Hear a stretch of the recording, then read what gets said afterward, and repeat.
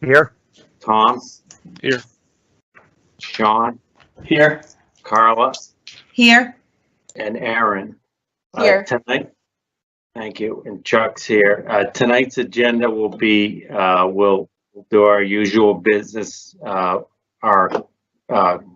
call to order. We did, our public comment is on the chat function, and people can make comments about what the agenda item is, and we can answer it then, or if it's something that's not on the agenda, we'll address it at the end of the meeting.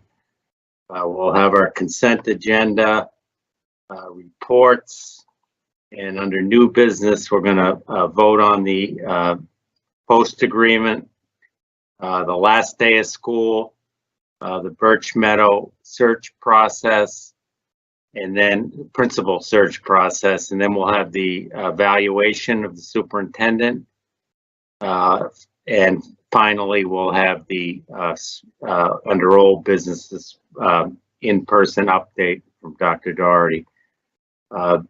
Before we start, I'd like to just recognize John Parks as his last meeting on the school committee, and thank you for your service and your work over the past several years. So thank you very much, John. And I don't know if anybody else from the committee wanted to say anything. And actually, I don't know where your chair is, but I guess that will be, I guess we can't do virtual chairs, so we'll have to deliver it to your house. Sounds fair. Thank you very much, Chuck. Yeah, Chuck, I would just echo your thanks, John, not only for obviously your service over the last 2 years, but you've been really involved in the schools and the town for many, many years, and I'm sure you're not going to drop off the face of the earth after tonight. So, this role is really hard. There's no instruction book, but you always sort of act with the best interests of students in mind and with a lot of integrity, and so I really appreciate that. So thank you. Okay, thank you, Sean. And Aaron? I just want to echo the same sentiments. John, I'm really thankful to you for your service to the town and the schools. I'm personally thankful because you were really helpful to me this past year in helping me learn the ropes in an otherwise very complicated year. And I appreciate the way that you always advocate for the students of Reading. So I'm very grateful for your service. Thank you. Thank you. Okay, so tonight we have Kevin Bowmiller, Mark Novak, and Jenna Fiorente to present us with the master plan update. So I'm going to turn it over to, I guess, Kevin, right, to make the introductions. Just very briefly, and again, I want to thank you very, very much for taking the time out of your very, very busy schedules to hear what we've been working on for the past year as this working group. And this Birch Meadow plan has been worked on for many years. We've incorporated several different surveys. So again, thank you. I'll leave it to Jenna to introduce Mark. Jenna has chaired this whole working group, so she's done a great job. So Jenna. Thank you, Kevin. Thank you. Thanks, Kevin. Just to echo what Kevin said, this plan's been worked on for the past several years. And the past year, we were given some money to hire Mark Novak and his team from Activitas. And they've been instrumental in helping us gain community input, have several working group meetings, get everybody in the community involved as far as youth organizations, different boards and committees. So we've worked really, really hard this past year, and we're excited to get the school committee feedback. And why we're here is that we did present at the select board most recently, and they suggested that we reach out to the school committee. And so we're excited to see what everyone on the school committee has to say and take your feedback and maybe make some adjustments to the plan as need be. So again, thanks for taking out the time tonight, and I'll hand it over to Mark to make an abbreviated presentation. Thanks, Jenna. All right, well, let's see if I can get this to work now.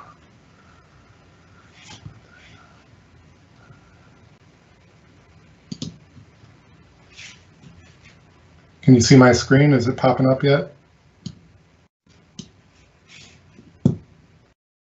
Not yet. Not yet. It's just kind of grinding away.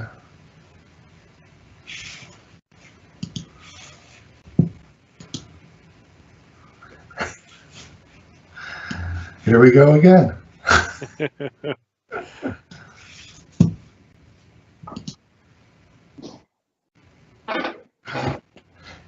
Hey, AJ, it's just, I'm getting a spinning wheel and it's not kind of locking in. Mark, if you want, I can pull it up. Okay, that might work better. Thank you very much. Thank God for contingency plans. There we go. Thank you very much. All right, and I'll just ask you to jump to the next slide. So thanks again for taking the time out of your busy schedule this evening to hear a little bit more about what we've been working on over the past year with the Birch Meadow Park Master Plan. As Jenna and Kevin mentioned, this is not a process that started when we came to the table about a year ago. It's been going on for over a decade now with several master plan efforts and a number of community surveys. Tonight,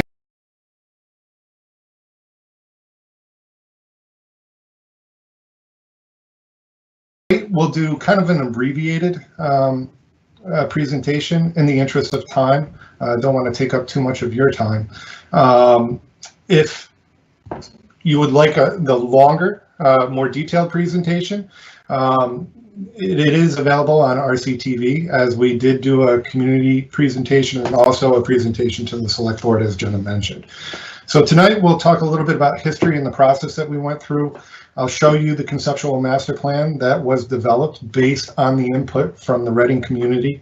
Talk a little bit about potential phasing options. So, just to say, hey, look at this beautiful plan, let's build it, isn't really feasible. You got to break it into pieces in order to make it fundable and feasible. So we'll talk about some ways that we recommended taking a look at how to make these projects really viable.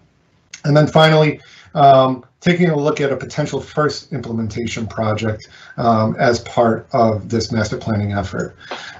With any master plan, it's important to rely on some key members in the community. And for this effort, we had a working group of obviously Kevin Bowmiller and Jenna Fiorente, Richard Hand, Chuck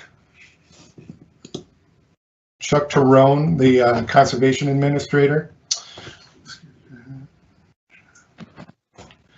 and others. Next slide, please. So first, the history and process. We went through and we did a detailed site analysis of the entire site, looking at all the uses, resource areas, specifically with the Abajorna River and the Higgins Conservation Property. Looking at buffers, wetland buffers, we actually had Castine Field delineated and confirmed that the entire area of Castine Field is actually a wetland, and any work within the buffers of that wetland would require conservation review and approval. We looked at access points, parking, courts and fields, how they're used, and if there's ways to improve upon the programming and or the layouts of those facilities. We looked at walking trails, topography, and last but not least, handicap accessibility. Next slide. Really the meat and potatoes of this whole master plan project was reaching out to the community, and that was done in a variety of different ways. We performed a number of interviews, stakeholder interviews and focus group meetings with the groups that you can see on the left. Obviously, tonight we're presenting to you. We're meeting with public schools tonight, but we also had Tom Zaya on our working group committee. And from the work that I did with the schools on Turf 2, we had a pretty good working relationship also with Joe Huggins and also Gail. So with that, we gained a really good understanding of what the strengths and challenges were out at Birch Meadow. And what came out of not only those stakeholder interviews and focus group meetings, but also out of the several surveys that were done in the past, were really 4 reoccurring items. The community is looking for more lighting, both sports lighting and pedestrian level lighting, to create safer passage through the facility. More passive recreational opportunities, so more walking trails, more areas to run. Restrooms and concession building. Right now, all of the restroom facilities within Birch Meadow Park are basically porta-johns. So they were looking for something a little more finished, something with real plumbing. And finally, more turf. I think Turf 2 was, I believe, fairly successfully received. And right now, even with the best maintenance on the fields at Birch Meadow, you really can't keep up with the demand. We went through and we looked at the number of hours that are being placed on some of the facilities out there. And turf does make sense in terms of being an appropriate option for some of the facilities. And we'll get into that a little bit more when we look at the plan. Next slide, please. So here's the conceptual master plan.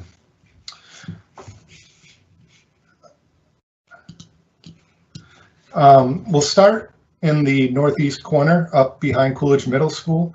We were proposing taking that natural grass recreational space and converting that into a synthetic turf field. And that serves kind of dual purposes. Not only does it give you a multi-purpose playing surface for the middle school, but it also helps to relieve some of the programming pressure that is currently placed on the softball multi-purpose field at Birch Meadow. Right now, there's 3 softball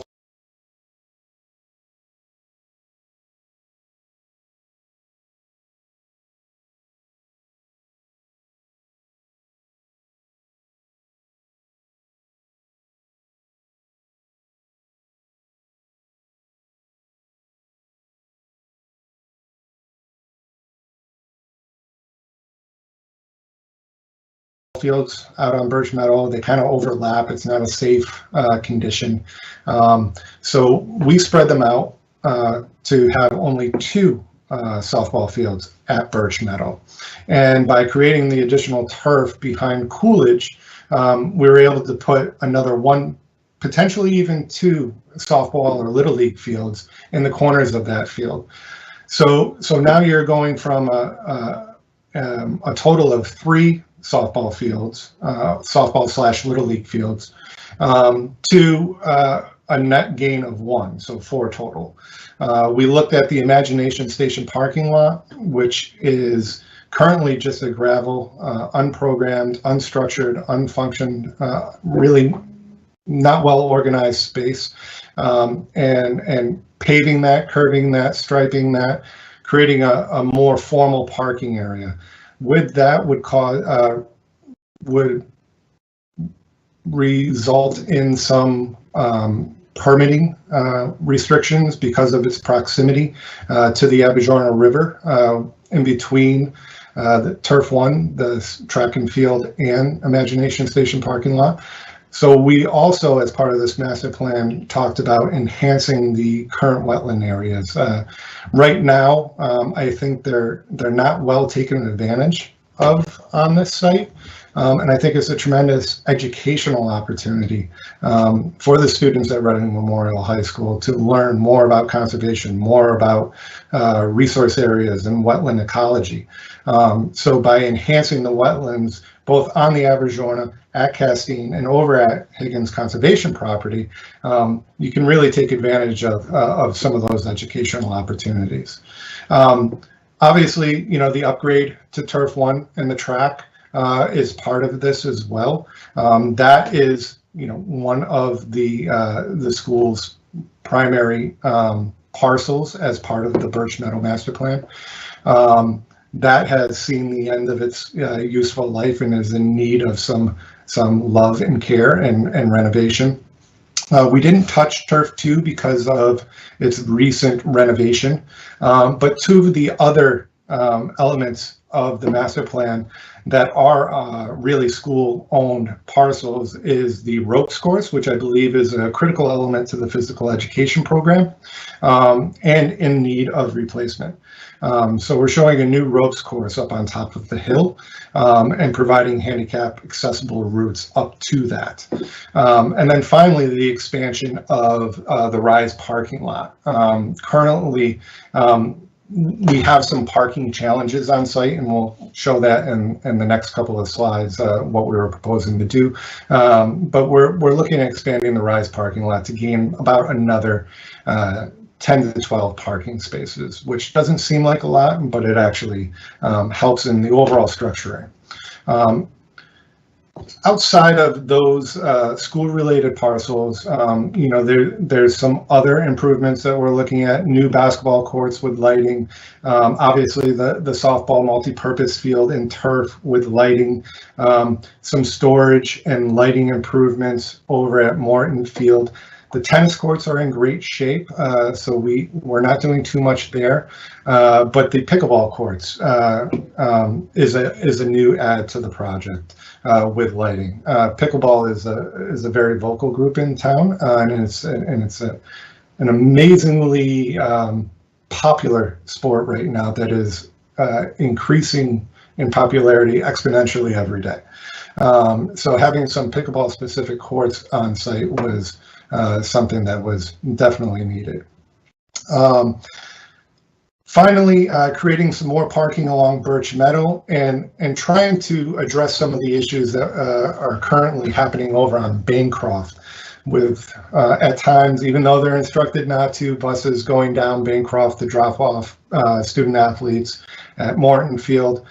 We created a drop-off and turnaround at the end of Bancroft to try to relieve some of the pressures over there. Next slide, please. So the next few slides are really just showing the framework for the master plan and looking at some of the higher level conceptual ideas that we looked into. This one is looking at circulation. We have two main circulation points or access ways through the middle of the site. So in between Castine Field and the softball field, down through along the outfield of Morton and down towards the Rise parking lot is our main central spine. And then over at Imagination Station, running down along in between Turf 1 and Turf 2 is the secondary circulation spine. In between there is a bunch of informal kind of passive recreational connections. Next slide, please. This shows a walking trail that can be generated through the facility without actually ever leaving the facility. This would be a 1 mile walking trail. And there's any number of combinations that we could create to develop a walking trail and keep a meter distance. So residents of Reading that want to come to Birch Meadow and passively recreate by walking and being able to keep track of how far they travel, we can easily show that through signage at some of our access and entry points into the park. Next slide, please. Parking is always a big concern when looking at park facilities and master plans. This slide generally shows the distance between parking, and you notice the parking area along Birch Meadow that we added down below the Birch Meadow School. It doesn't interrupt with the existing playground over there, but it does provide an area of parking where people can access both the Higgins Conservation Area and the softball field a little bit more directly. Next slide, please. Finally, lighting. This was a big ticket item, something that was a reoccurring theme in all of our surveys, and something that needed to be included. Lighting not only allows the park to be utilized more after dusk. This park closes at 10 p.m., but it also creates a safer and more lively atmosphere within the park. Next slide, please. This just shows, this slide is a couple of sections, some of the concepts that we were thinking about in terms of stormwater management, especially along and adjacent to the resource areas. The synthetic turf fields, as we discussed a little bit with the Turf 2 renovation, the stone base underneath those fields can be used as a tremendous reservoir to help promote rainwater or stormwater infiltration back into the natural groundwater table, and also using swales or bioswales in parking areas to help clean water before it's actually discharged into the Aberdeen River. Next slide, please. So in terms of a summary of features, if you go down the list and you take a look at all of the existing elements in the middle column and compare them to what we're proposing in the right column, we're actually improving upon almost every use within Birch Meadow. It's a highly programmed park currently. It will remain a highly programmed park in the future. It's the hub from a recreational perspective, outdoor recreational perspective of Reading. The proximity of Reading Memorial High School and the adjacency between Birch Meadow and the high school really activates the park. And just having the framework of this master plan will help to make sure that over the next 10 years, as recreation in the town looks to fund certain projects, they're done in a manner that really starts to drive the future development of the park in a positive way. Next slide, please. So I just highlighted this slide to show the four major points. If we went back to one of the first slides from the community surveys and all of our interviews, the synthetic turf fields, they wanted more turf. The town, the residents, the community wants more turf. We're going from 2 to 4 fields. We're adding roughly a 3,000 square foot building. That most of that is going to be open air pavilion with restrooms attached to it. We're adding a measured walking path. We're adding more recreational, passive recreational uses on the site, and looking at creating gateway entrances into the park. So giving users of the park a sense of place. Right now, there's really no gateways. And we started to do that a little bit with the drop-off area over at Turf 2. Next slide, please. So potential phasing options. When we look at phasing options, we typically look at in 3 different ways: critical, sustainable, and visionary. So critical are the projects that really need to be considered almost immediately or in the near future. It deals with safety. It deals with deferred maintenance type stuff. Sustainable is something, let's say, in the 5 to 10 year range, where sustainable projects make an improvement, or they enhance your facility in some form or fashion. And then finally, the visionary. The visionary projects are transformational. They not only improve the experience at the park, but it will also improve the experience of the overall recreational system in town. Next slide, please.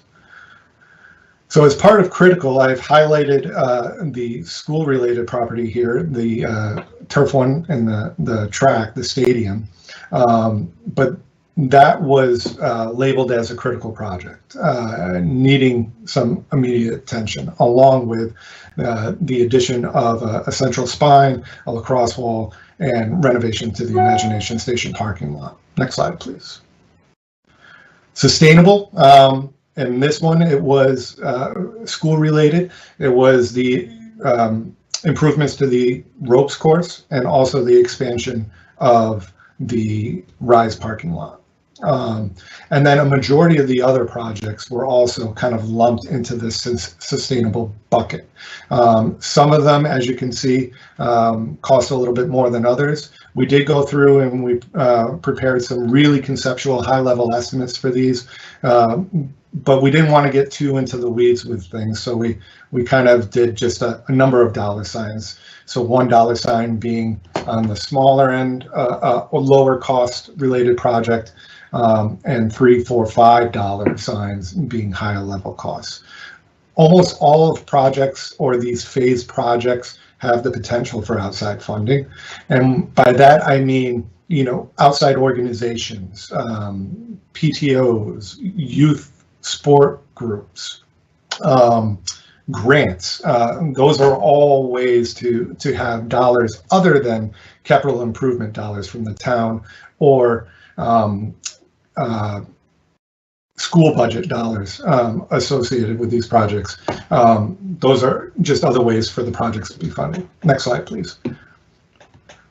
Finally, the visionary projects, and those are your two additional turf fields, the field behind Coolidge Middle School and then the multi-purpose softball field. You know, it's important to note that this is just a conceptual plan and framework for moving into the future. None of these projects have been funded. None of the projects are currently on the table to be funded, but there is the potential that within the next year, one of these projects might be brought to, say, fall town meeting to potentially move forward. Next slide, please. So the key focus areas, just to kind of tie a bow on everything, you know, 1, 2, and 3 are basically the 3 highest reoccurring requests or desires from the Reading community. More fields with lighting, more passive recreational opportunities, and then restrooms in the concession building. And all of those are addressed in our critical projects. And then we go on down the list for other elements that were requested by the community and label those accordingly as to which bucket they went into. Next slide, please. So potential first implementation project, if everything goes well, you know,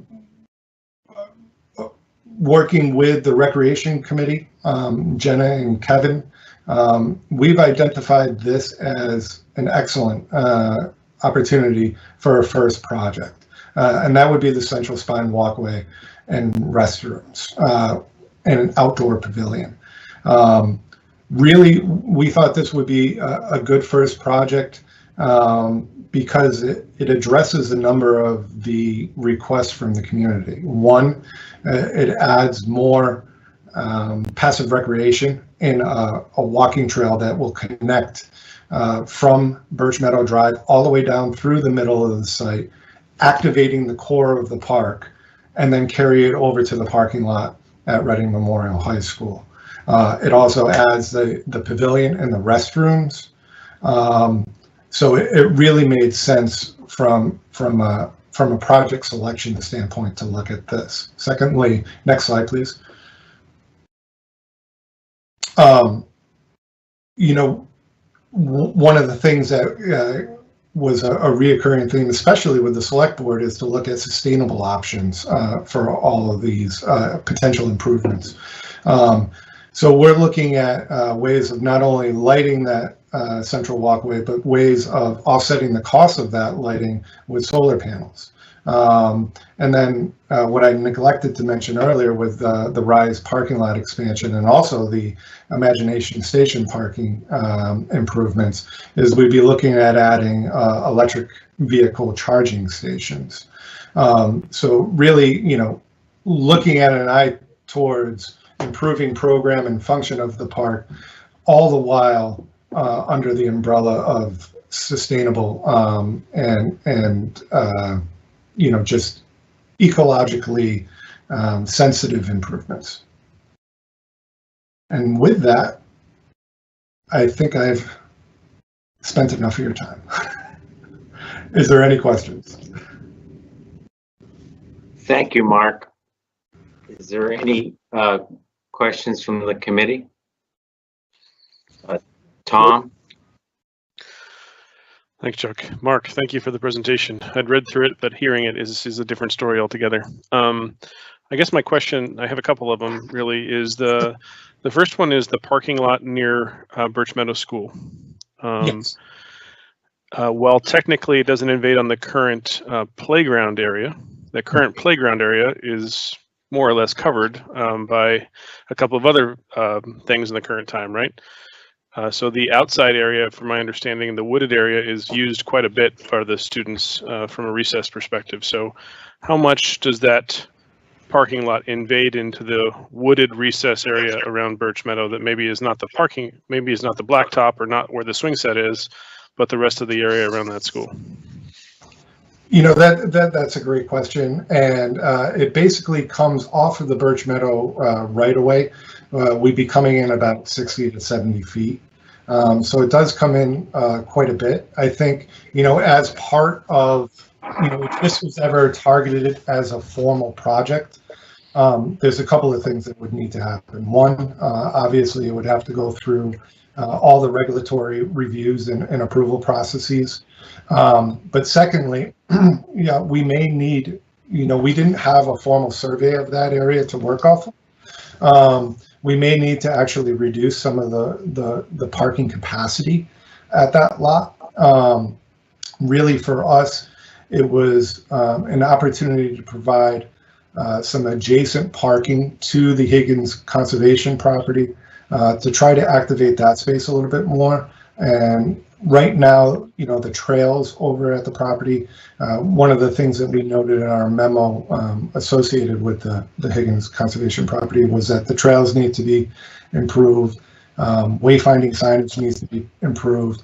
And at the trailhead, we originally started with some parking over at the trailhead, but that was kind of frowned upon from a number of different reasons. So that's why we kind of slid things down over by the school. Okay, I think that's an issue we'll have to watch closely as the time comes, because especially with the blacktop having been given over to the modulars and with the forthcoming potential building projects that we have coming that might be impacting that area, I have a feeling that that particular parking spot might be a challenge. And I'm wondering if as I'm looking at the picture with the different lines for the wetlands, Yep. is the orange is the outside of the buildable area? So if you're outside the orange line, does that mean you could build in that area? Yes. Yeah. So I'm looking at Castine, like you said, Castine is mostly in that orange area, but there's an outskirt of Castine near the Birch Meadow Drive area on the Castine side of the street as opposed to the Birch Meadow side of the street that might be something to consider instead. Castine as an area, you know, maybe it other than maybe ice hockey in the middle of the winter, it's not really usable for much, especially those of us who tried to coach soccer on that field. It's underwater 3/4 of the year. So I can't imagine, yeah. And you raise a great point, Tom, and I think one of the things that might make sense, you know, with the potential development, if it is on the other side of Birch Meadow, is including a new playground as part of that parking lot improvement. And it's very far down the list in terms of priorities. Yep. For the overall park. I don't know if you have anything to add or mention on that, Kevin or Jenna. I don't. Okay.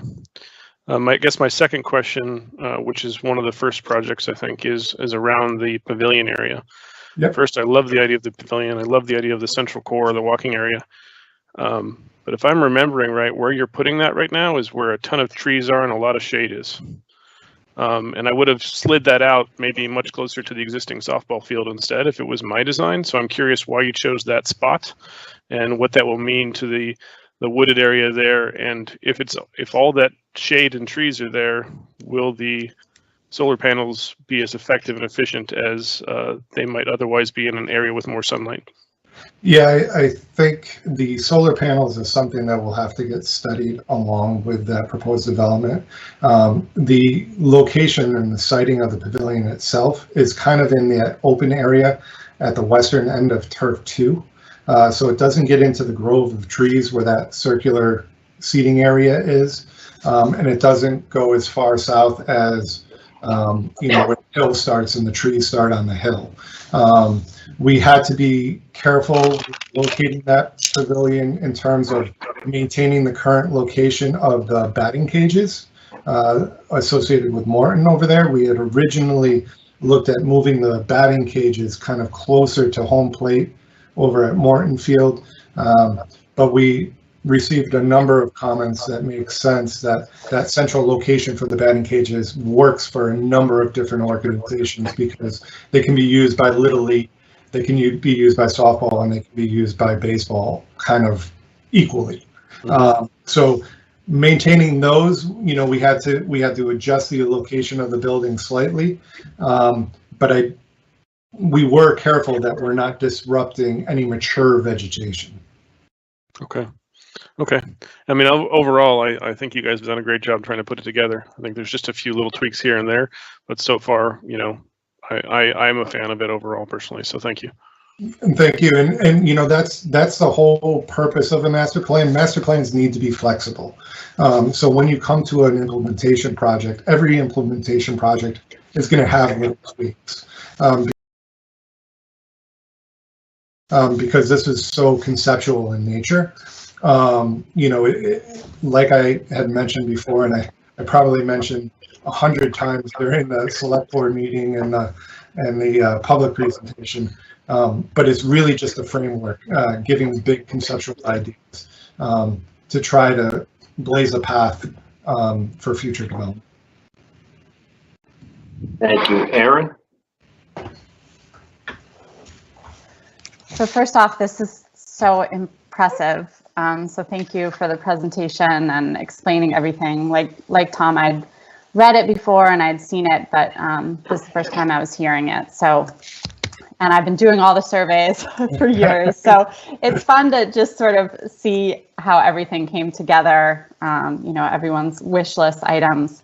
I agree, a pavilion and restrooms is got to be really high on the list. I sort of missed exactly where you were saying that was. Can you point that out on the diagram again? Can somebody pop up the...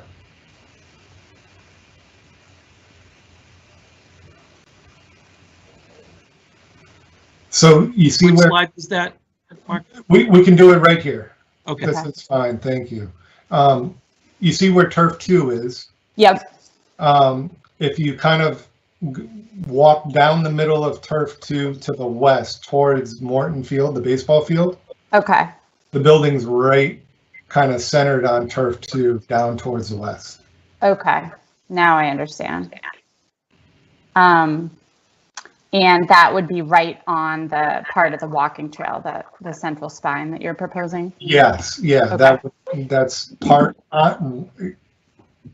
you hit the nail on that. It's right on that central spine or main access way through the middle of the park. Awesome. My other question is about the former, I guess we're calling it the former Imagination Station parking area. Yeah. Would the newly, if that got repaved, if that was able to happen, would it add any parking or it would just be better conditions for parking? I don't know that it would necessarily add. What it does is it formalizes things a bit, and it would definitely be better conditions for parking. Sure. Yeah. We were sensitive in the development of that layout due to the proximity of the parking to the Abajorna River on that portion of the site. So we could have extended more parking into the middle, into that triangle that is formed between the softball and Turf 1 and the track. But we left that as open passive recreation area. And we left it open there because we want it to be sensitive to the resource area and allow for some enhancement to the resource area. So, you know, it's not a ton of parking, but I think it would be a lot better than what the current situation is over there. Okay. I was just curious. Yeah, no, I mean, I think when all the fields are in use, when you've got something like flag football going on, like that parking lot is jammed, but it's valuable. It's valuable space. So, you know, similar to Tom, I feel a little skeptical about the reality of the parking over by Birch. So that's why I was curious about that. I think as long as we're not losing parking there, then that's a good thing. And I think, you know, one of the other things that the master plan is really trying to impress upon the community is the importance of multimodal transportation. So the addition of bike racks, the addition of walkways and bike lanes and trails within and around the park. So it's less of a reliance on cars and automobiles. I understand realities at the same time. You know, that it's a nice thought, I think, in some communities. And when you have 3 kids and you're shuffling them around to 3 different parks within 2 hours on a Saturday morning, you know, taking them all there on a bicycle isn't really a realistic thought. And parking's important. That's why we were trying to add some additional spaces to the plan. But I take your comments to heart, and it's something as we move forward, you know, maybe they need to be tweaked a little bit. Mark, how did you know what my Saturdays look like? That described my family to a T. So I've got young ones too. Schedules, different fields all over town. But all right, well, thank you. Thank you so much. I really appreciate it. Thank you. So I have a question. I don't know if this is for Mark or Kevin or Jenna, but so, and I don't, the community was pretty much all the way down the road on the lights to turn the switch, no pun intended, and then we had to stop that because of financial considerations. Is that running parallel with this now, or is that not part of the first phase? Because the community, I think there was a lot of outreach to the community on that, and I felt as if they wanted them at the time. So I don't know who that goes to. Jenny, you might be able to answer that. That was before my time. Sure. I would say that we're in a completely different plan now. Okay. Looking at the grand scheme of things with the turf in the multi-purpose areas now, it does change the framework of the existing light plan that we had. So if lights were to be explored again, I think it's a whole new gamut. But certainly with that first implementation project, there will be that low-level pedestrian lighting that we'll start off with. So I think that'll be helpful as far as the safety and walkability standpoint. Kevin and Mark, do you have any other adds to that? Yeah, I could add that when we did the design for Turf 2, we actually designed the lighting standards on the Birch Meadow Drive side of Turf 2 to support double mounting of light fixtures. So you had some flexibility moving into the future to put additional arms on those structures to throw light out at the softball multi-purpose fields. I think at the time when the lighting plan got prepared and kind of came to a halt due to budgetary concerns, it was really just to light the softball and multi-purpose grass fields as they currently sit. And as well as the Little League field and Morton field. And Morton field too, yes. So, you know, all of that has been kind of priced out as part of this plan. I just don't think it wasn't identified as that #1 project. Could be 2. It just wasn't #1. Sure, thank you. Tom? So just building on Chuck's question, and looking at the diagram, are all the little white lines on the diagram where the lights are thought to be or going to be? For example, there's like little white lines around the turf fields. Yes. You know, and there's a solid light white line in certain cases where it's a bigger bank or something like that. So that's where the lights would be once everything is complete, theoretically. Correct. And that's, Tom, that's very conceptual in the layout. Yep. It does take into account, proper light distribution, glare areas, making sure that we're not getting into a situation where we're going to have inappropriate spill onto abutting properties and stuff like that. Because I know that's a major concern with the residential area to the west of the park. But yes, you are absolutely correct. So in that case, then, I mean, obviously we haven't done it yet, right? But you have lights around the turf field at Coolidge, right? Which we've never had lit before, and we can only use until like 6 o'clock, depending on the time of day. You have lights around the new turf field at Birch. You have lights around, new lights around Morton. You have lights around the Little League field. You have lights around the pickleball courts. You have lights around the basketball courts. So you're really lighting up the whole platform. Yeah, you're right. Everything's lit. And I think, with the advancements in sports lighting technology and the controls associated with those advancements, there's a tremendous amount of flexibility. So just because we're showing lighting out there doesn't mean that the entire park is going to be lit up on a nightly basis. Yeah. They can be controlled and programmed to be lit up only when there's a permitted use. Right. So and also if there is a for-profit organization that wants to rent one of those fields, you can track the energy consumption and then charge them appropriately. So there's a number of positives associated with that. And I'm sure if one of those lighting projects moves forward, there's going to be concerns, but we face those concerns in every community that we do projects in. And in the end, I've had residents come up to me and say, hey, what you presented in the beginning, you were absolutely right. It doesn't bother us at all. I'm not one of those who's going to be bothered by it. Having to, Jenna knows. We had a few interesting conversations about field usage. So this shows that there's going to be more usable field for a greater portion of the year, which has always been a problem. Where we would have this problem, we couldn't get on the fields for different things. This is me wearing an old hat, not a current hat, but overall, thank you again. Thank you. Thank you. Great. Is there any other questions from the committee? Okay, seeing none. Thank you, Kevin, Mark, and Jenna. Really appreciate it. Taking the time to give us this presentation. Okay, well, thank you again for your time, and we look forward to, as we pick and work on this project, we look forward to working together with you.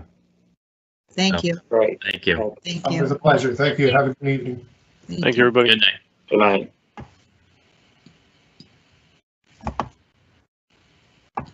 So now I want to circle back to the consent agenda. Motion to approve the consent agenda is listed. Second. Is there any questions? Seeing none, we'll have a vote. Carla? Aye. Aaron? Aye. John? Aye. Sean? Aye. Tom? Aye. Chuck? Aye. Okay, now there's no staff reports. We'll do committee is Bridget here? Bridget is in rehearsal for 9 to 5. Okay, so we'll do committee reports. Aaron? No report tonight. John? No report, Chuck. Sean? Nothing tonight, thanks. Tom? Nothing tonight. Carla? No report, thank you. Okay, and I do not have a report. So now we'll move on to the post agreement. Chuck, before you go on to that, I just wanted to mention, which I don't think you saw, but the town manager was here for the first part, for the first presentation. Oh, no, thank you. No, I did not.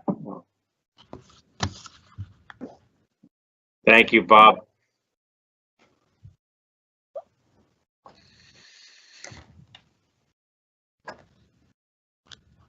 So,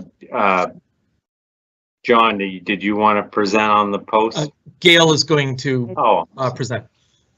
And I have, and Dr. Stice is here as well, so I'm sure she will jump in if I go astray.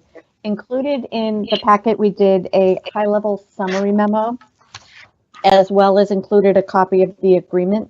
We are at the end of our second 3-year agreement with Wakefield for the post program.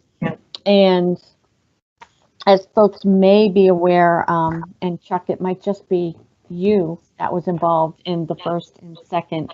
We did a lot of work on the second 3-year agreement with Wakefield, where we spent a lot of time going through the wording and the language to look at the cost sharing.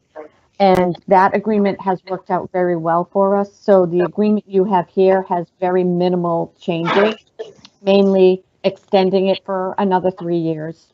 And a lot of what we did was to add some language to make sure that any significant costs are done in collaboration between us and Wakefield. So we spent time enhancing some of that wording such that if they made staffing changes, programmatic changes, as well as if there were going to be any significant capital expenditures, that it was collaborated and agreed to ahead of actually entering into it, just so we could formalize some of that. The rest of the agreement has stayed pretty much status quo, and it has been very successful now that we've changed how the costs are split depending upon the number of students. The first agreement was more of a 50-50 split, regardless of the number of students that we had. The second agreement, we made the significant change to say, we're not going to just split the cost, we're going to do it based on enrollment. But we also added the concept of the floor so that each side would have enough skin in the game to make sure the program continued to be successful, even if they didn't have a proportionate number of students. So we are recommending to continue the program. We've had a lot of meetings between Dr. Stice and her counterpart, myself and my counterpart, with Dr. Doherty, as well as Doug Lyons. We've had multiple meetings, and we continue to meet throughout the year to review the program. So we are recommending to sign the new agreement, and if school committee agrees, we will then forward it to the town manager as well as the select board, because it does require approvals of both committees. thank you, Gail. Okay, so why don't we have a motion first, and then we can have discussion. Move to approve the intermunicipal agreement between the town of Wakefield and the town of Reading for the post program from September 1st, 2021 to June 30th, 2024. Second. Second, Carla? Aye. No, you had your hand raised. I was like, what are we doing? Okay, we're on the table. Thank you. Thanks, Gail. Can I ask just a few questions? Because I wasn't even really aware of this, and I'm like really thrilled to see it, and really thrilled that we're doing so much collaboration with Wakefield, right? What a cost-saving measure that is. So that's really good to see. So thank you. Is this post high school? Is this is mandated by the state? Is that right? Is this program mandated by the state? Hi, Carla. I'm going to just jump in a bit. It's actually a program for students who are 18 to 22 who require additional services. So the mandate is that we have to service these students who have significant special needs and stay until their 22nd birthday. the program itself is this great collaboration that really this year we've been spending a lot of time making sure it fits the needs of all of the students involved from both towns. So it's an interesting solution versus sending them to, say, SEAM or some other program. Can I just follow up, Chuck, with a couple? So I love the idea. I'm familiar with Lexington and the lab program there. One of the things that kind of stuck out to me, that when they were talking about that cost sharing, and you can see how complex it is with all of the different cost sharing measures. So it looks like a lot of time and effort was put into that. When it talks about a student attending for 1 or more days, and that to me always stuck out like, geez, is that typical? It seems like it wouldn't be typical for a student just to go for 1 day. So that was one part of my question. The second part, or the second question was, are surrounding towns doing this on their own, or is it something that they would jump in to kind of cost share to jump in on it as well? And I'll jump in quickly, and then I'll definitely let Jen jump in.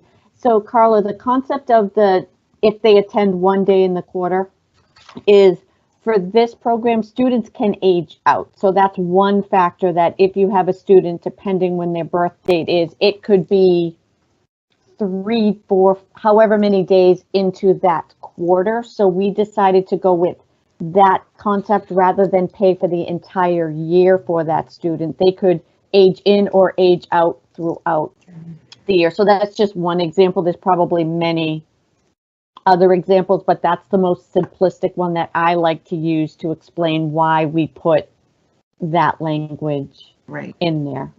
Jen probably has more information on surrounding communities. Yeah,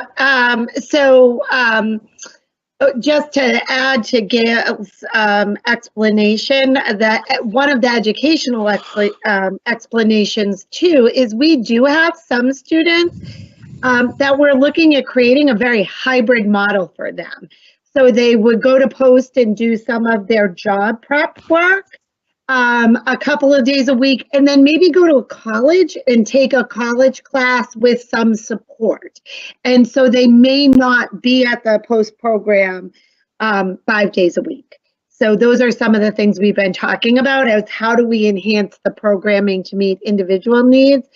Some of the other things we're talking about, although some schools and surrounding communities do have their own job coaches, often this population of students, because they are in high school for so long, do end up going to a collaborative or a different placement.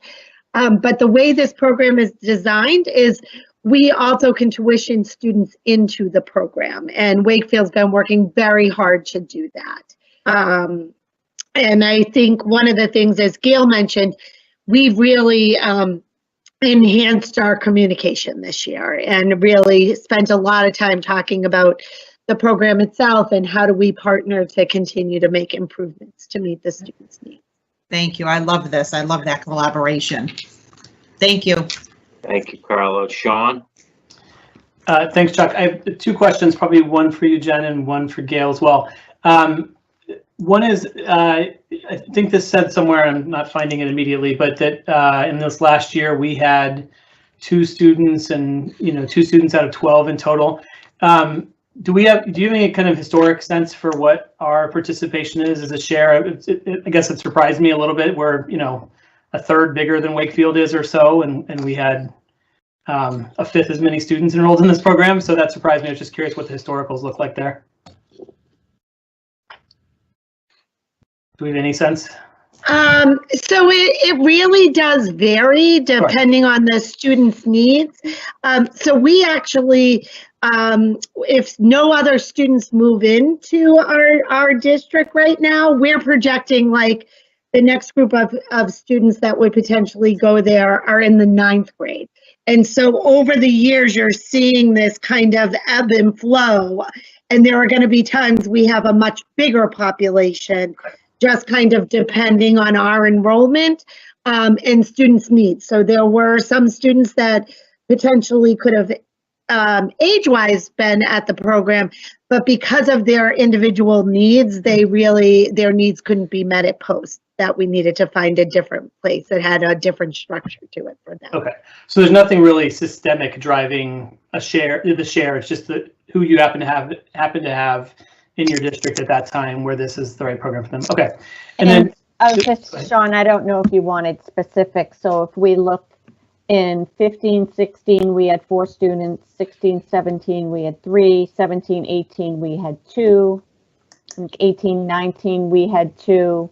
19-20, we might have had 3, and I think 2 this year. So it does sort of fluctuate. It just took me a minute to pull up I have the financials, not the head. Yeah, no, that's helpful. Thank you. And then Gail, I have one which is squarely in the area of financials, so you probably won't have to pull anything up. I'm just trying to understand. I'm not seeing where we specifically delineate the cost. It looks like they fund this out of a revolving account, or they pay for this out of a revolving account, and I'm not seeing specifically where we delineate the costs that are included. It looks like maybe paragraph 2 is supposed to do that, but the wording strikes me as odd because it keeps saying the Wakefield Public Schools shall be responsible, which almost says the opposite. So can you help me understand what we sort of agree to include in the cost basis here? Yep. So the cost basis actually is an all-inclusive cost basis. So it is, and the reason Wakefield shall be responsible is because it's their employees, their building, their maintenance, their buses. So they own all of it. So they're responsible for, it's their collective bargaining, it's their contracts. So it actually includes the full cost of the staff. So it would be their salaries, their benefits, all of that. It includes any of the transportation. So if they're leasing buses, it would be the cost of the lease, the cost of the maintenance, it's the utilities, it's all of the other programmatic costs. So if there's any training, consulting, so it's basically all the costs directly associated with running the program. Okay, so for the most part, it seems like everything in paragraph 2 probably applies, and that language is really just to articulate that it actually comes out of their checkbook, so to speak. Correct. Okay, got it. Thank you. So if for some reason we were no longer part of the program, the costs are 100%. That's right. Yep. Wakefield costs. Okay, thank you. You're welcome. Tom? So I'm going to build on that a little bit. First of all, before I do that, obviously this program's great. I love it. I think the collaboration, as others have said, is phenomenal. So I appreciate that altogether. I am wondering, as I look down in number 4 of the contract, and in particular, there's a sentence or a paragraph that starts related direct services, which somewhat delineates stuff that is not covered by the program, right? The last portion of that paragraph just kind of reads odd, so I'm trying to want to make sure I understand the intent. And it says examples of direct services may include, but are not limited to, occupational/physical therapy, speech and language, academics that require structured targeted intervention above and beyond the academic instruction that is provided in the program, Wilson, etc. There's no comma, then it says counseling, no comma, and BCBA services. So are we trying to say there that like reading instruction is not covered, counseling is not covered, BCBA stuff is not covered, in addition to the speech and language and OTPT related stuff that's above that? Is that what the intent of that is? Yes, Yeah. That's exactly it. Just missing a few commas, but essentially, as many of you know, Lisa Studer is one of our BCBAs in the district. She is absolutely amazing, and she really does some great consultation to that program, and we really have her go over there and do some work. But if a student needs instruction above and beyond the traditional academics that would be provided, for example, Tom, like Wilson or Orton Gillingham, then we would ensure that the student gets it from Reading. And it may even be delivered at post, or the students spend some of their time at our school getting their counseling and their reading services, and then goes to post during the day. So a little technical difficulty with the commas, but that was the intent. That's the intent. Okay. That was one of the paragraphs we expanded, so I think we were adding stuff and grammar police caught us. Well, I just wanted to make sure I understood it. The grammar police did catch you a little bit, but I wanted to make sure I understood it as well. So I also go into the cost question, and I think you answered this already, Gail, but I just want to make sure that this paragraph above that talks about if we don't have any enrollment during a specific quarter, then we still pay 15%. But what if neither town has an enrollment? Is Wakefield situated to a point where the staff that are part of this program could move to another program within their space? Will this program dissolve if nobody has any enrollment for a quarter, or you know, what's the financial stability and whatnot with regards to potential of no students? What happens in those cases? I'll jump in quickly and then I'll let John and Jen jump in as well. I think it would be longer than a quarter discussion. I think, which is why we meet quarterly and we try to look out the next 2 to 3 years, because this isn't the type of program, given how much has gone into building it and setting it up, that if you just had one quarter with no students that you would abolish it. This is part of the Wakefield budget. So I do not want to speak for Wakefield, but I would imagine that since it is part of their budget, they would absorb the costs, and it's built in obviously with assumptions to how much we would pay. But I would think that if it was looking as if either district had no students for the foreseeable future, whether it was the current year and the next couple of years out, I think that's where those more difficult decisions would have to be made. But I would not advocate to do it on a 3 to 4 month basis and say I can't even talk today. If you would basically unravel the program for 3 months because there were no students, because you wouldn't be able to recreate the program that quickly. So I think it would be a longer term. Agreed. Which is why we look at the head count every 3 months. So it's a program plan type thing where we're looking at it on a program basis, not just even though we're billing on a quarterly basis, we're not looking at it on a quarterly basis. It's more of a program basis. Correct, Tom. And just to add to that, that's one of the reasons why we've started meeting more frequently under the auspice of the special ed program, to say, these are the students we have. How does this program meet their needs? So what else do we need to consider, which is where the language about Wilson or Orton Gillingham came in, because we are trying to be responsive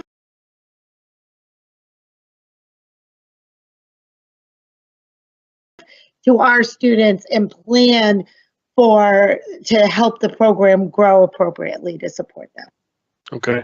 And I think to piggyback on that too, Tom, another reason to meet quarterly is to also see if we can get additional communities to bring their students to the program as well, to keep the program sustainable. Okay, all good things as well. Another financial question. Students in this program, are they enrolled in Reading Public Schools? Are they enrolled in Wakefield Public Schools? And how does that apply to Chapter 70 and Circuit Breaker and things along those lines? They're Reading Public School students. So that we'd be covered from any other expenses from that regard. Yes. And I will say that the cost per student most likely would not trip a circuit breaker threshold. So we don't include this population in the circuit breaker calculation. Okay.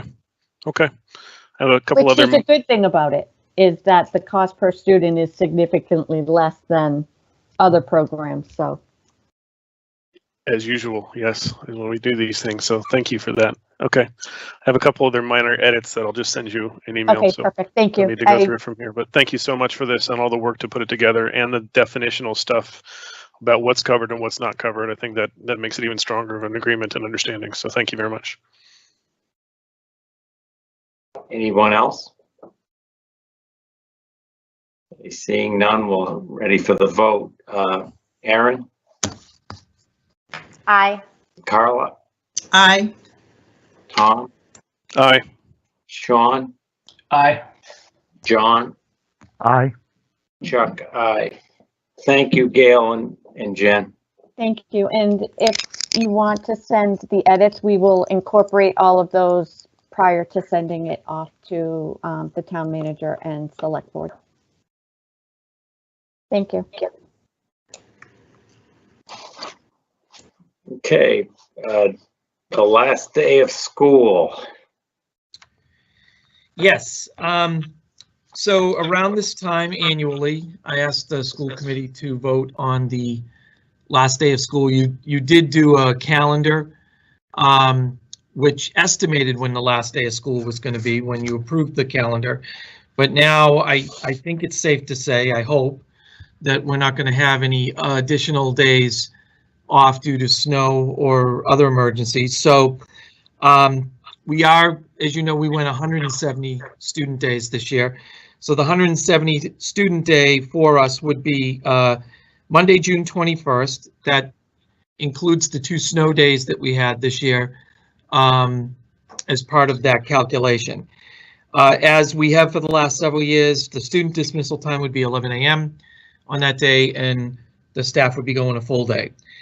I know there's been some questions, not from the committee, but I know from community and staff that, is there any way we can end on Friday? Unless we go to school during vacation, April vacation, or on a Saturday, that would not be possible. Unfortunately, the May 28th date, which is a professional development day for everyone but Birch Meadow, because we had to use that day in October, is already being used for some professional development activities that have been already planned. So we're not able to move that day to the end of June to have students get out on Friday the 19th. So I'm asking the committee to vote for June 21st. Motion? Move to approve the last day of school to be June 21st, 2021. Second. Second. Any other questions or discussion? Okay, seeing none. Carla?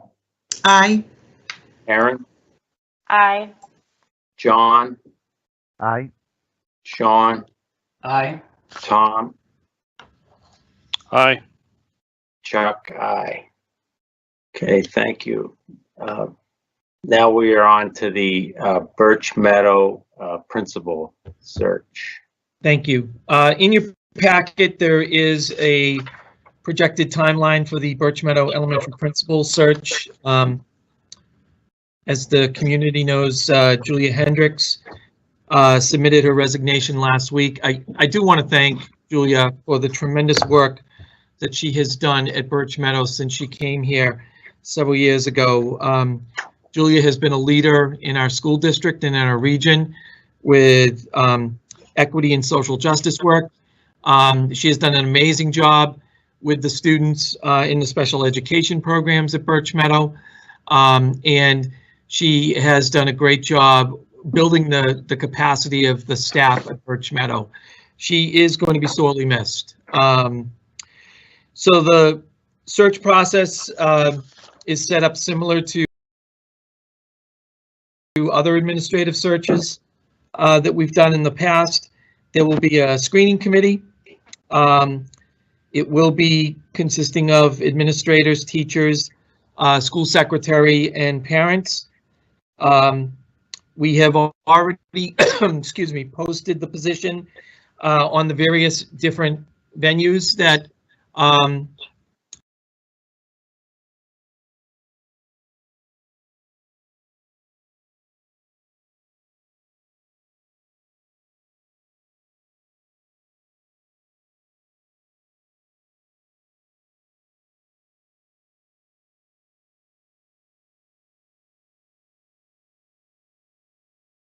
Carrie Meisinger has been able to access since she's come here. So there is a wide, diverse range of job sites that this has been posted on.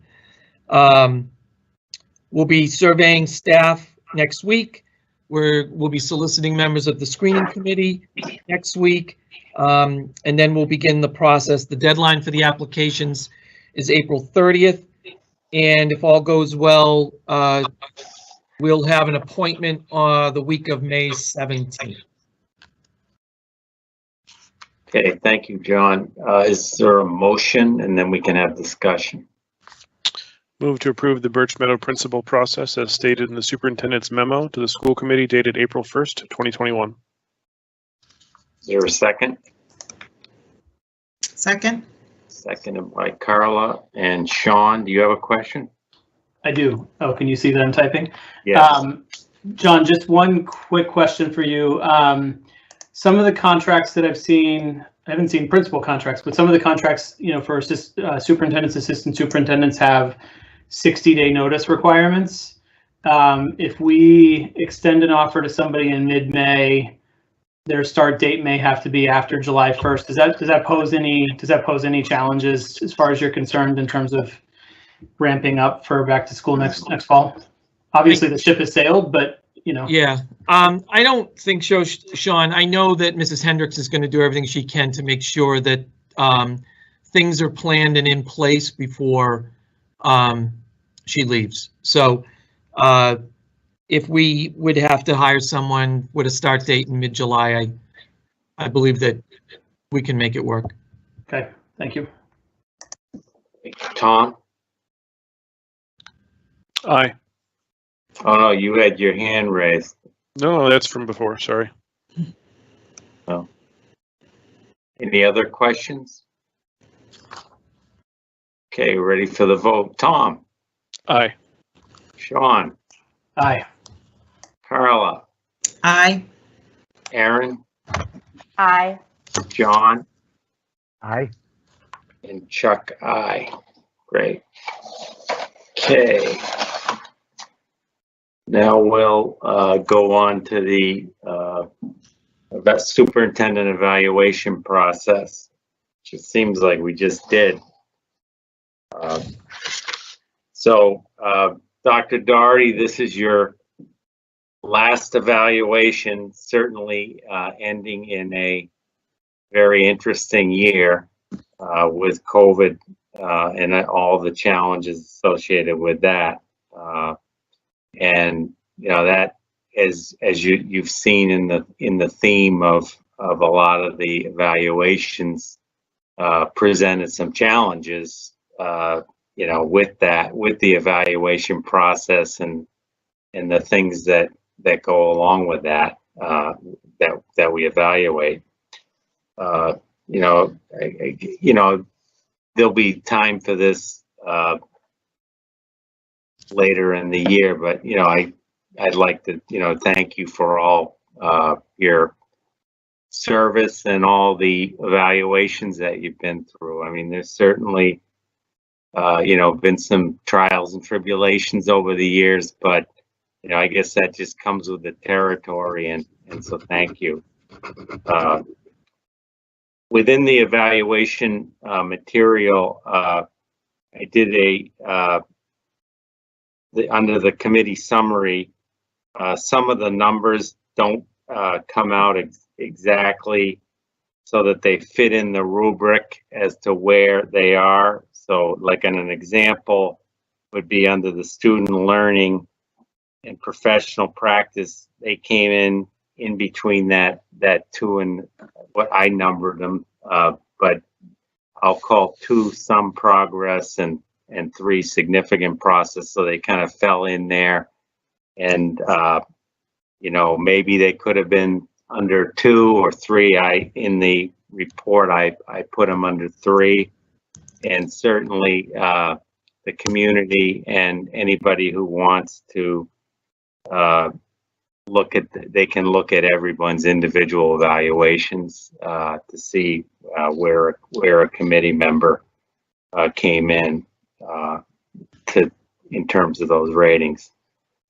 So I'll summarize each section and with the overall rating and kind of hit on the key points. And again, anybody who wants to, this becomes a public record, and they can certainly read individual evaluations and all of the comments. So under the first section, the assess the performance standards, the performance on standards, that came in as proficient. Some of the themes, comments were, you know, Dr. Doherty, along with CFO Dowd, has managed a budget dominated with COVID pressures extremely well. Dr. Doherty's handling of the district remote learning during an unprecedented COVID-19 crisis was done very well. And communication to the committee and the community were frequent and timely. And while that message wasn't always received well, it was defended and articulated well. Other points under that were Dr. Doherty's work ethic has never come into question. Dr. Doherty's collaboration with the municipal side of government, especially during the COVID-19 and in general, has been very good. Dr. Doherty is currently undergoing a well done and very good job in executing his exit plan, and has meeting and collaborating well with Superintendent-elect Mr. Milichewski. There was some concern from some committee members regarding the time frame it took to fill the vacant HR position, which was a critical need during the COVID-19 process, or issues, I should say. There was also some concern amongst committee regarding the timeliness of getting grades 3 to 5 in high school levels back to hybrid sooner. Under the next section,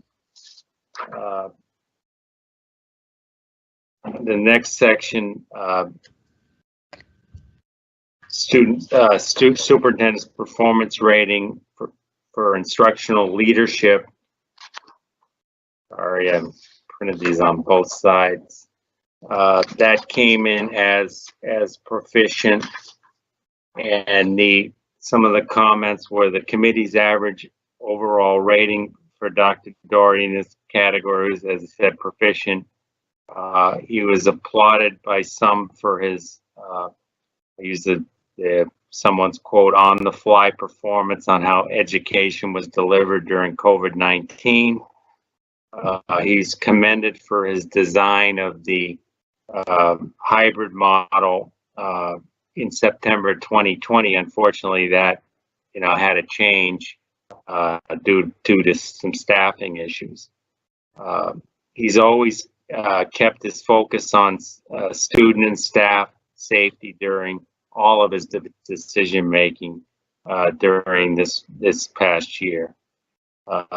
The one area where the committee felt was in evaluation, there needs to be more timely documentation and feedback, and overall with respect to these categories, there was not really data, or is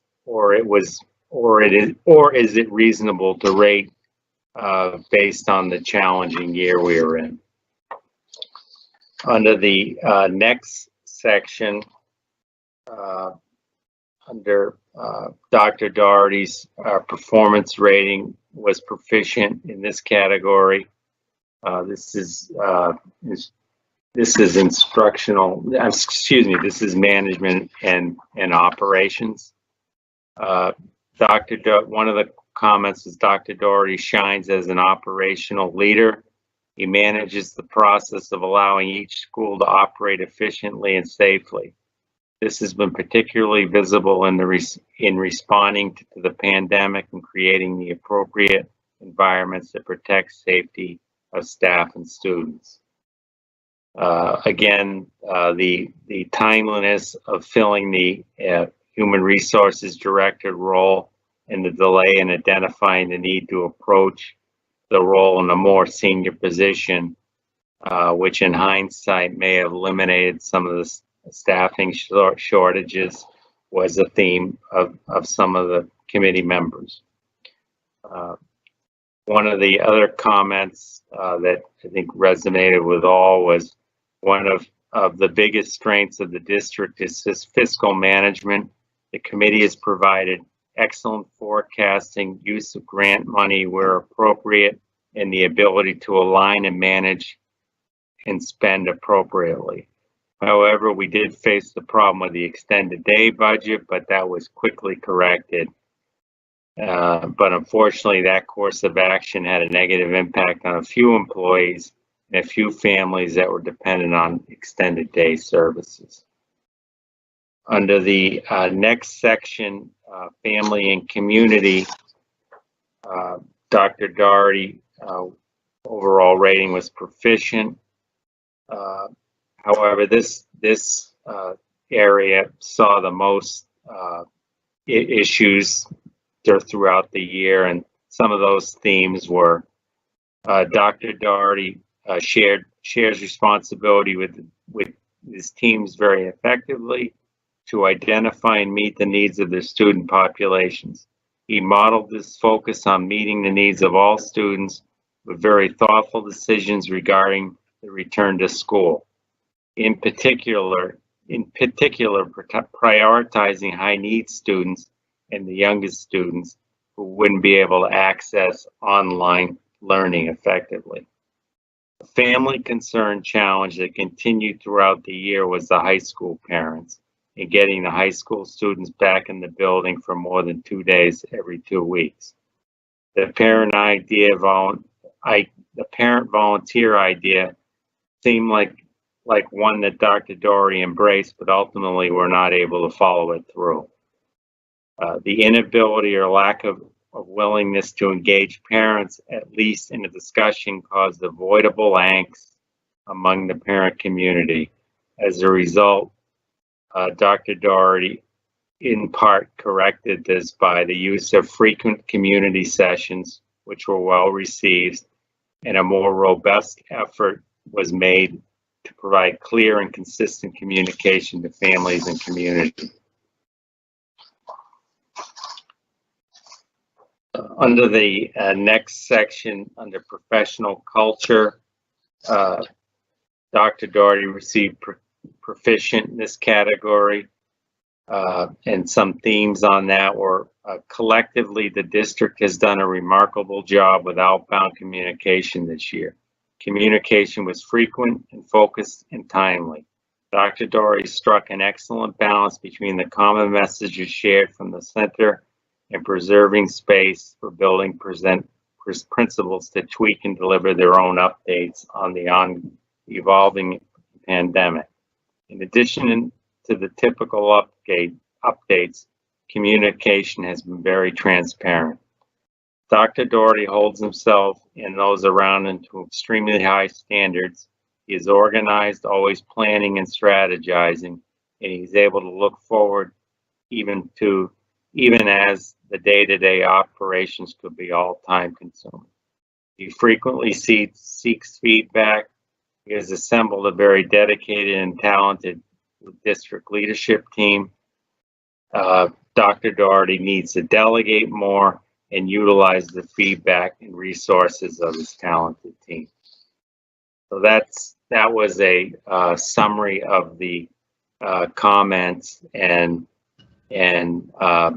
as I said, the community is welcome to view the individual evaluations and see where individual committee members came in on it. And as I mentioned, with the rubric, the numbers didn't exactly align with the boxes in the rubric. So at this point, I would like to open it up to actually, first, Dr. Doherty, if you had any comments, and then I'll open it up to the committee.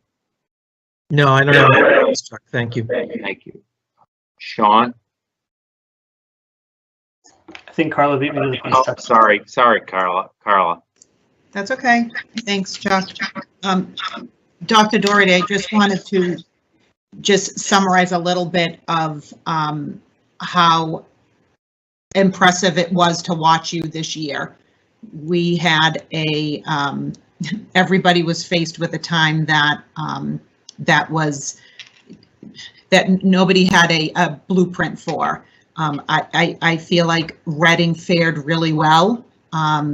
I think that some of the areas where you really shined was for our care and safety of students and staff. That was clearly evident. The care the care for our most vulnerable students and our most vulnerable staff was clearly evident in your decision making. There can be no question to your dedication and your work ethic. We paid you to do the job of one person, and many times you've done the job of 2+ people per week. So I want to thank you for that. It was impressive to watch. Your communication this year was impressive, and your reach out to the community was impressive. We didn't get the answers we wanted all the time. We didn't get the things we wanted all the time, but it was clearly explained, and I would like to thank you for what you did this year. We benefited from it, so thank you. Thank you, Carla. Sean? So first Carla, you pretty much just stole the words out of my mouth as if you were hacking into my computer and reading it off my screen. So I'm not suggesting that's what's happening, to be clear, but I had a lot of the same bullets. Chuck, I had one thing on sort of the combined evaluation that I wanted to sort of ask Sure. about. Do you want a motion first before we go there, or does it matter to you? Good. We can have a motion, Tom. Move to approve the superintendent's evaluation. Second. Okay. Go ahead. That's my question. So I think this is just a timing thing, but in reviewing the page that has the performance goals, professional practice goal 3, district vision of the graduate, we marked a significant progress, which probably is the weighted average of what we all did in our drafts. But we've approved that now. So I'm wondering if that one should be bumped up to a Met. It is a timing thing. I got these before that meeting, I believe, that we did. Yeah, Chuck, it's not a criticism. I totally understand why it is where it is. I'm just asking whether, as we sit here today on April 1st, finalizing this review as a committee, whether we would count that as a Met. Does any? I can, if the committee wants me to do that, I can do that, change the final document. Does anyone want to? I want to go back to the list of all the things that were in that list. I do agree we've approved the portrait of the graduate, but I felt like there was more on that overall task list than just the approval, right? We're not fully done yet, and so I don't think it's fully met. So John, I see you have your hand in the air. So yeah, if I could add to, I agree, because what we've done is the high school piece, and I believe the goal focuses on pre-K to 12. So.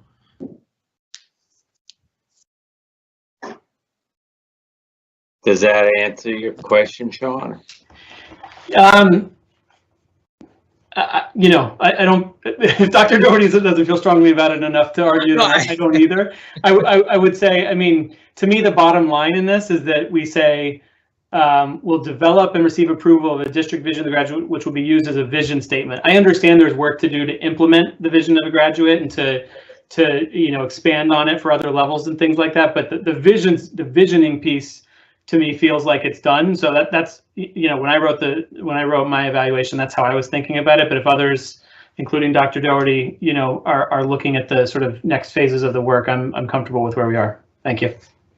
Thank you. Anyone else?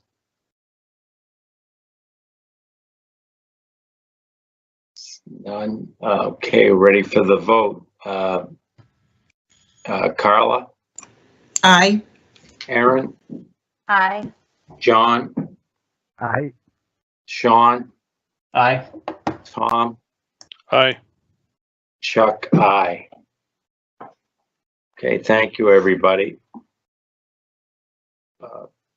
Dr. Doherty, we're ready for the back to spring update, I guess. Yes, I changed it a little bit. There we go, get some flowers now.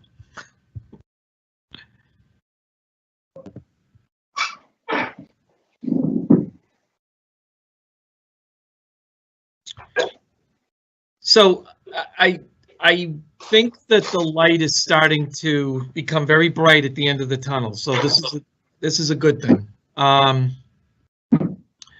So I do want to, like I have started at other meetings, I do want to go over some of the health and safety data. I know, and I read something tonight, that school data across the state was actually very high this week, and one of the highest in a long time.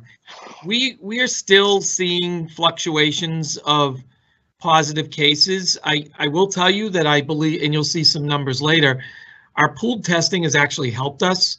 It's the good news, bad news. We're identifying the cases, the positive cases earlier. But the bad news obviously is that means we have positive cases and we're quarantining more students. But you could see that our positive student cases for March has fluctuated all over the place, a high of 7 on the 17th, but you know, we're starting to trend a little bit downward again. We did have a 4 on the 27th, but not to the level that I'm hearing from other superintendents in our region. So, you know, hopefully that trend will continue. Our staff cases have been almost non-existent during the month of March, which is also a good thing. So this week, we did have a Parker student remote, no close contacts. 2 Reading Memorial High School students remote, no close contacts. We did have a district staff member from a pool testing that was positive, and 2 Wood End students that were positive from a pool, which resulted in 24 students and 6 staff quarantined. When you look at the total number of cases since September, you see here that Reading Memorial High School did hit 100 this week. Middle schools are 3rd less than that. Elementary a little bit higher, and then preschool and then in staff. Our number of quarantine, as you know, which still follows the trend. Elementary is the highest, just because of the way that they are not able to stay the proper distancing. The quarantining is still 6 feet, and so we have to still follow the 6 foot when we're doing the close contact piece. So that is going to increase the number of quarantine once we go in person full, and we have positive cases. I am happy to report that we continue to see tremendous progress with staff going through the different stages of the vaccination process. We have 94.1% of our staff that are at some stage of the vaccination process. That is compared to 66% on March 12th. You could see that 37.5% have now had full vaccination. Another 55.1% have had 1 dose, and the second one is scheduled. So this is very positive news. I also will tell you that this is high compared to other districts. Again, conversations I'm having with other superintendents, they are not seeing anywhere near these numbers for their staff. So again, I I know we've had several teachers and parents that have actually gone online for other staff members to sign them up, and I'm sure that that has been a tremendous help. So thank you to those involved. Pool testing, some good news here. The state announced this week that they will be funding the pool testing for the remainder of the school year. That is certainly good news, because that also means that we do not have to switch testing companies or go through a new process with different platforms, that we are able to keep the same testing company, the same lab, the same platforms. We would have risked having to do that if we had to switch testing companies, because we would have had to use a different procurement process with the state. We have done 798 pool tests since February 22nd. Out of those pools, we've had 10 positive pools, 2 inconclusive pools. This week alone, we did 155. So as I mentioned last week, we've had, we average somewhere between 50 and 70% of our students are going through pool testing, and our staff is higher than that. The turnaround time has been excellent. It's now been less than 24 hours, and any reflex testing that's being done is being done by our school nurses. So you can see here's the breakdown by building.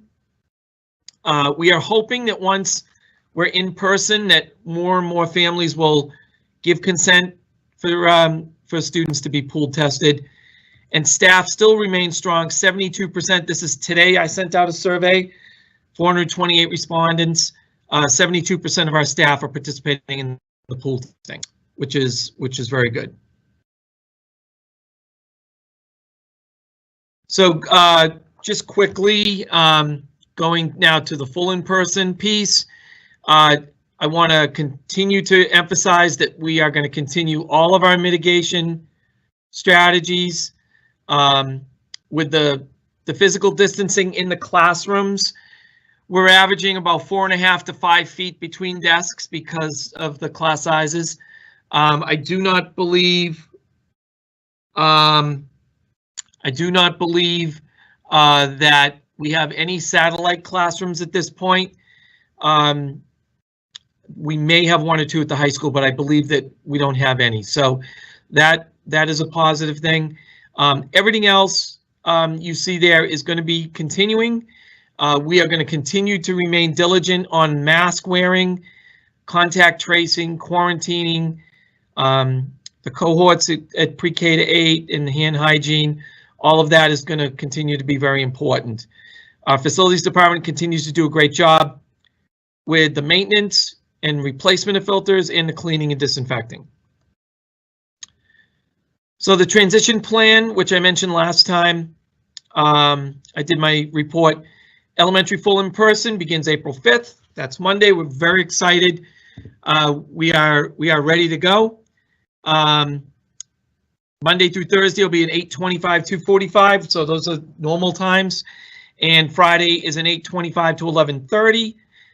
We are going to have grab and go lunch options for students. So there will not be a formal lunch period on Fridays. Secondary full in person will begin April 26th.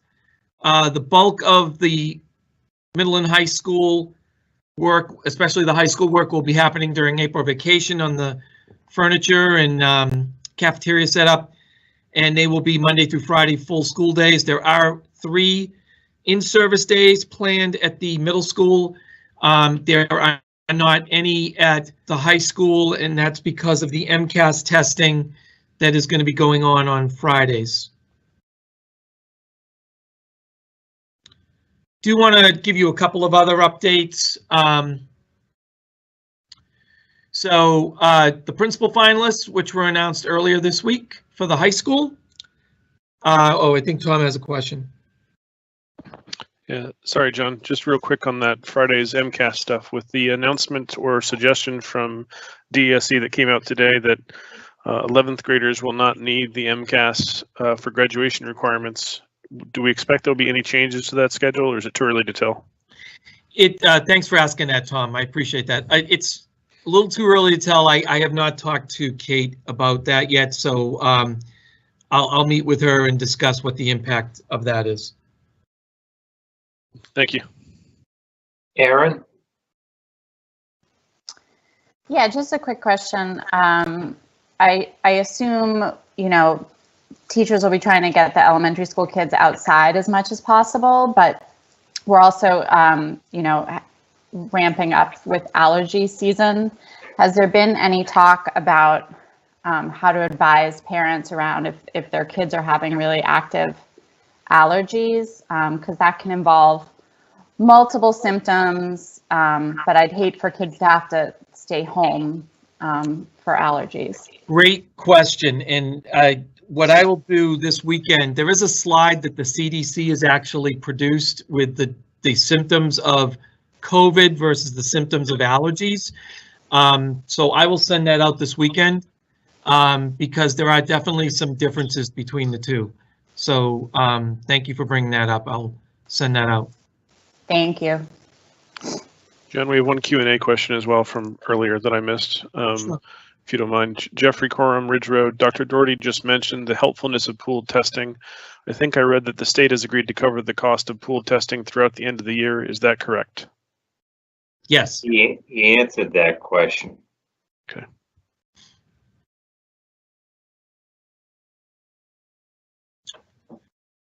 So the Reading Memorial High School Principal Search finalists, we have 3, as I sent out, I believe it was yesterday or the day before. Sorry, the days all blend. We have 3 very strong candidates. I want to thank the screening committee for the tremendous work that they did. We ended up with 30 applicants and we interviewed 11 over 2 days, which shows the depth of the pool. And we have 2 sitting high school principals and 1 sitting middle school principal who was a assistant principal at a high school. So all have high school experience. All were very strongly recommended by the screening committee. And we actually had a second committee go through a round of questions as well. So we're very excited to now have the public process begin. This will include staff forums on Monday, April 5th, starting at 3:30. So it's an open microphone session, 3 individual sessions, and then we will do the same later that day for the community. I will be sending out the Zoom links for the community tomorrow so that people will have it. And then we will have virtual site visits at the high school on Tuesday, which will include meetings with students, meetings with the department chairs, and the meetings with our district leadership team. So that high school search is very well underway. And Superintendent-elect Nilacheski has been very involved in the entire process and will continue to be on Monday and Tuesday as well. And as you know, we do have 4 other searches going on. The 2 timelines you approved today and last Monday for the assistant superintendent and Birch Meadow principal. We also have 2 other searches that have been going on, the METCO director, which is being coordinated by Julia Hendricks and Lisa Marie Ippolito, and the Parker assistant principal, which is being coordinated by Ricky Shanklin. 2 other updates that I just want you to be aware of. We did send out, Chris Nelson sent out an extended day survey to gauge interest for before school and Friday afternoons, and there was not enough interest to make either option financially viable. So we will not be doing a before school program or a Friday program for extended day. We also did send out a bus survey to Killam, Coolidge, and high school. Those are the 3 that have had bus transportation in the past. And we are currently reviewing that data to see if we can offer additional bus services beyond the mandatory busing. Obviously, it won't begin next week. It would be at a reduced rate. but more to come on that. And just a quick thank you. I really feel that, and I know I've said thank you to this group before, but the more that I see what our building principals have been doing, the more I have been extremely impressed and proud of the work that they've been doing this year during this pandemic. The scheduling, for some, it's their third iteration of a schedule. You know, staying on weekends, staying at night. All of them are involved in our searches that we're doing. All of them are involved in other district-wide events that are going on in planning. This has been truly a team effort, and I am just so proud for the work that they are doing. They have been a key part of the success, and I know in the evaluation that just came up, you know, I did get, you know, strong positive remarks about the way the pandemic has been handled. I did not do this alone. There's no way. It was a team effort. The operations piece at the building level, the operations piece at the central office level, and the facilities department, and health services, food service, all of it, it was a team effort. So I just want to say again, thank you. We got 10 weeks to go, the lights at the end of the tunnel, and I really appreciate everything everyone is doing. So now to the fun part, the students. Several slides tonight of students and student activities. First, Reading Rotary, even in the pandemic, has been doing their traditional reading bag program, and they weren't able necessarily to read to students this year, but they did provide for our KM1 students bags with books. This program has been going for several years now. I want to thank the Reading Rotary for all of their support in literacy. It's one of their core mission. The students got a Rotary bag, and in the bag, I believe there were at least 2 books, maybe more. As you can see, students, this is all at Barrows. So they're, again, want to thank the Reading Rotary. Moving on to Birch Meadow. Birch Meadow students, older students, are working diligently for Monday's reopening of school, and they're doing welcome signs for all of the students that are going to be coming back. Both students that have been hybrid, but also we've got a large group of students coming back that are remote, that were remote. We have very few students now in the district that are going to be remote, which again is great news to have a lot of students back. You can see, and again, another group of students and another group of students putting together those welcome posters. Moving now to Coolidge Middle School, using the outdoor courtyard spaces for silent sustained reading. I believe that's English teacher Paul Simpson. Those are 6th grade students that are out there. And this is a picture of what one of our cafeterias look like. This is the Coolidge cafeteria. You can see, I don't know if you can, but the plexiglass shields that are set up so that the students can safely eat with their masks off at lunchtime. I know that assistant principal for Coolidge was measuring every nook and cranny of this cafeteria to make sure that it was proper distancing and that the shields were properly placed, and every single cafeteria has a similar look to it. I believe the only cafeteria that's not using the plexiglass is Joshua Eaton, and that's because they didn't have to because of the way they set up their lunch schedule, and they're using the 2 facilities. So I just, again, this is an example of all of the advanced planning that's going on. Here's some of our students that are eating at lunch with the plexiglass safely. And now we move to Joshua Eaton, who is doing this is a math lesson on angles and triangles, I believe. Perimeters, I'm sorry, it's perimeters. And Llama Learning is happening here. And they're using flashlights to do some reading and discovery of different word choices. So again, doing everything they can, the teachers, to make learning as fun and engaging and creative as possible during the pandemic. So that's my presentation for this evening. Thank you, John. Is there any questions from the committee?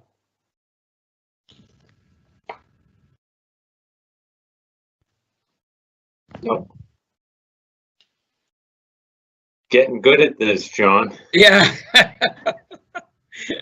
I anticipate the questions. Okay, that I guess that concludes the business for this evening. So there's a motion. Motion to adjourn. Is there a second? Second. Tom, Aye. Carla, Aye. John, Aye. Aaron, Aye. Sean, Aye. Chuck, aye. Thank you, everybody. Thanks, everyone. Thank you. Good night. Yeah. Good Thanks, night. John Parks. Thanks, John. Thanks, Chuck. Hi, everyone.